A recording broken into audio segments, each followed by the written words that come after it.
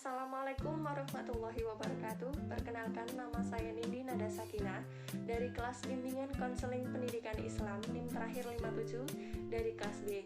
Saya di sini akan menjelaskan tentang makna hidup dan peak experience dalam psikologi transpersonal. Tugas ini saya buat untuk memenuhi tugas akhir dari mata kuliah psikologi transpersonal dengan dosen pengampu Ibu Widayanti Lestari MPSI. Nah, oke, kita langsung saja ya. Nah, apa sih konsep makna hidup dan experience?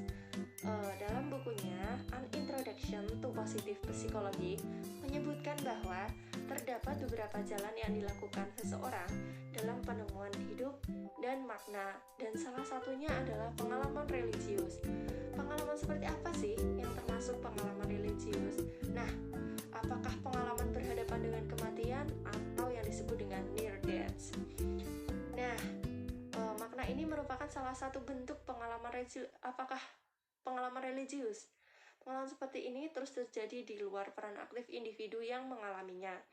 Pengalaman religius yang lebih umum berupa pengalaman suka dan suka cita atau duka, serta pengalaman puncak yang semuanya bermakna spiritual.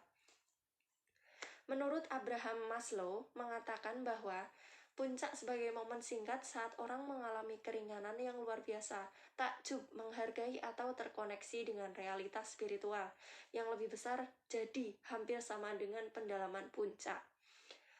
Penelitian dari Panzarella menambahkan bahwa setelah mengalami pengalaman near death, mereka memiliki perasaan lebih positif terhadap diri yang lebih gamblang, meningkatkan penghargaan terhadap estetika, lebih optimis. Selain itu, setelah mengalami pengalaman kerja, terdapat perubahan yang dramatis. Dalam hal penemuan makna hidup, Maslow mengartikan atau mendefinisikan aktualisasi diri sebagai sebuah tahapan spiritual seseorang ketika berlimpah dengan kreativitas, inovasi, keceriaan, sukacita, dan toleransi, serta memiliki tujuan hidup yang jelas dan misi untuk membantu orang lain mencapai tahap kecerdasan spiritual. Dengan memahami sekilas gambaran tentang kematangan beragama, seseorang dituntut memiliki kesadaran intelektual dan spiritual secara berkala dalam rangka menuju spiritualitas yang tinggi. Kesadaran intelektual, spiritual merupakan kunci utama manusia dalam menelusuri jejak-jejak makrifat ketika mendekatkan dengan Tuhan. Kematangan beragama tidak jauh berada dalam spirit keagamaan seseorang. Pemahaman tentang hal itu cukup sulit untuk membutuhkan keseriusan yang tinggi yang disebabkan oleh hal-hal yang lain. Nah, karena hal itu, dalam memahami kematangan beragama, ada dua pandangan yang sangat relevan dalam pemahaman pengetahuan keagamaan. Yang pertama, dari sudut pandang individu yang kita dapat memahami sebagai esensi yang paling tinggi dari perkembangan kedewasaan beragama, walaupun hal itu dalam aspek individu kurang berarti dan berbeda dari yang lain. Yang kedua, dari sudut pandang universal. Ketika kita berpikir bahwa konsep ideal menunjukkan bahwa perkembangan keagamaan itu dapat diukur dengan paras dengan pandangan orang lain.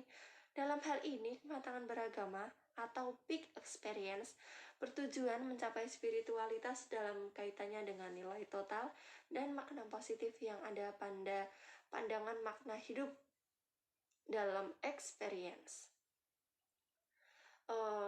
Peak experience menurut para ahli, yang pertama yaitu menurut Alport.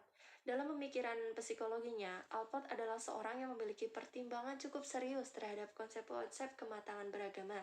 Nah, menurut Alport, kematangan beragama adalah sebuah karakter utama yang dilandasi dengan 3 faktor, yaitu kemampuan untuk memahami sifat kepribadian seseorang melalui objek kasih diri atau memahami sifat kehidupan. Dan yang kedua, menurut William H. Menurut William, dari konsep kematangan beragama yang digagas William, dan sebenarnya tidak berbeda dengan para psikolog yang lain yang mempunyai perhatian besar terhadap aspek penting dalam keberagamaan. Nah, beragama dalam pandangan Jam lebih menitik beratkan pada pengalaman keagamaan yang telah direngkuh seseorang dalam rangka mencapai jati diri dan makna hidup sebenarnya. Dan membagi kriteria kesamaan beragama adalah 4 aspek yang merupakan kondisi terdalam dalam jiwa manusia, yaitu sensibilitas akan eksistensi kekuasaan Tuhan, dan yang kedua kesinambungan dan pasrah, yang ketiga adalah perubahan emosi yang terdalam, yang gambar perasaan dan keharmonisan akan tumbuh dan berkembang jika seseorang sudah melaksanakan agamanya. Dan menurut Iman adalah sekolah yang memiliki kontribusi signifikan dalam perkembangan kematangan beragama manusia.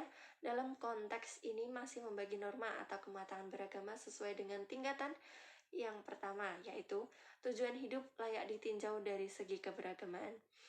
Nah, alhamdulillah mungkin hanya ini materi yang bisa saya jelaskan. Apabila ada kurang atau salahnya, saya mohon maaf. Wassalamualaikum warahmatullahi wabarakatuh.